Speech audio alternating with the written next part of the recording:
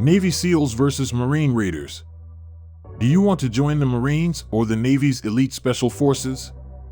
If you're thinking of joining the Marine Raiders or the United States Navy SEAL teams, here's what you need to know. The United States Navy SEALs are an exceptional unit that is even more selective and difficult to join than the United States Marine Corps. The United States Marine Corps is one of the 5 armed forces branches that fall under the purview of the United States Department of Defense. It's a specialized service that started out in 1775. Even though it's part of the U.S. Navy, the Coast Guard maintains its own unique organizational structure. The Navy SEALs, on the other hand, are the primary special operations unit for the United States Navy. They're a part of the NSWC and represent the USACOM's Marine arm. Although the name SEAL comes from the fact that they can operate at sea, in the air, and on land, it is the latter ability, working underwater, that truly sets the SEALs apart from any other military outfit in the world. Eligibility and Screening. Candidates for the Navy SEAL program must be male citizens of the United States who are between the ages of 18 and 28 and currently serving in the Navy or Coast Guard. All applicants are expected to have finished the scholastic equivalent of high school, have a minimum score of 220 on the ASVAB, and be able to communicate effectively in English. Additionally, they need to be able to pass the SEAL physical screening test, they can't have any recent history of using drugs, and they need to have a vision that is at least 20/75. In order to determine whether or not candidates have good moral character, their criminal and driving histories will be investigated. Any man or woman between the ages of 17 and 29 who have completed high school or is working toward that goal is eligible to enroll in Navy Raiders. The minimum educational requirement is a high school diploma. In order to be eligible for officer commissioning programs, applicants must either have already earned their bachelor's degree or be actively enrolled in one of these programs.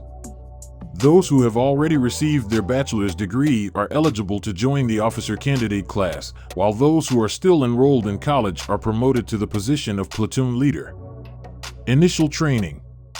The mental and physical rigors of Marine Corps boot camp outweigh those of any other military service's basic training.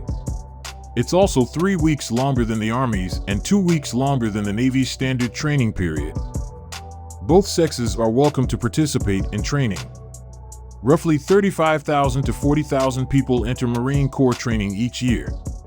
Each recruit must first pass a physical fitness exam before beginning training. Those who do not meet the required requirements are given extra help until they do. Compared to Marine Corps basic training, SEAL training is much more challenging. There is often an 80% attrition rate in SEAL training programs. All ranks, from officers to enlisted soldiers, train together. Women, however, cannot participate in this initiative. It takes the typical Navy SEAL almost a year to complete the various stages of the Navy's rigorous training program. Basic underwater demolition SEAL, but school lasts for 24 weeks, and then there's the 28-week SEAL qualification training, SQT, curriculum. Notable missions.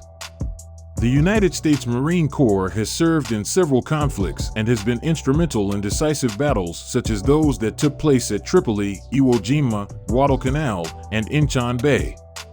2 recent examples of outstanding Navy SEAL missions are the killing of Osama bin Laden in May 2011 and the rescue of Maersk, Alabama in April 2009. Both of these operations took place quite recently. Insignia. The eagle, a globe, and an anchor are the elements that make up the Marine Corps symbol. It can be traced back to the decorations and ornaments that were used by the early Continental Marines as well as the Royal Marines of the United Kingdom. The globe is meant to represent ongoing historical duty in any region of the world, while the anchor is meant to pay homage to the Marine Corps' long-standing nautical heritage. The Latin phrase Semper Fidelis is written on a ribbon that is held in the eagle's beak by the clasp, always faithful. There are a few key distinctions to be made between the jewelry worn by officers and those worn by enlisted Marines. The pendant worn by enlisted Marines is a singular piece of metal with a golden finish. The ornament reserved for officers is a little bit more opulent, and it is made of silver with gold accents. The insignia worn by Navy SEALs is formally known as the Special Warfare Insignia. Nevertheless, it is also commonly referred to as the SEAL Trident or the Budweiser. The 1960s were the decade that saw its inception. It gives recognition to those service personnel who have finished the basic underwater demolition SEAL (BUDS) training offered by the Navy, as well as the SEAL qualification training, and have been given the title of U.S. Navy SEAL. In the beginning, the Special Warfare Insignia was distributed in two different grades, a gold badge for officers and a silver badge for enlisted personnel. After the Silver SEAL badge was discontinued in the 1970s, the Special Warfare badge was only available in a single level of achievement from that point forward. I hope you have learned a lot about the differences between the two forces. If you enjoyed the video, then hit the like and subscribe buttons. Also, check out these videos. Hope you will find them as interesting as this one. Thanks for watching.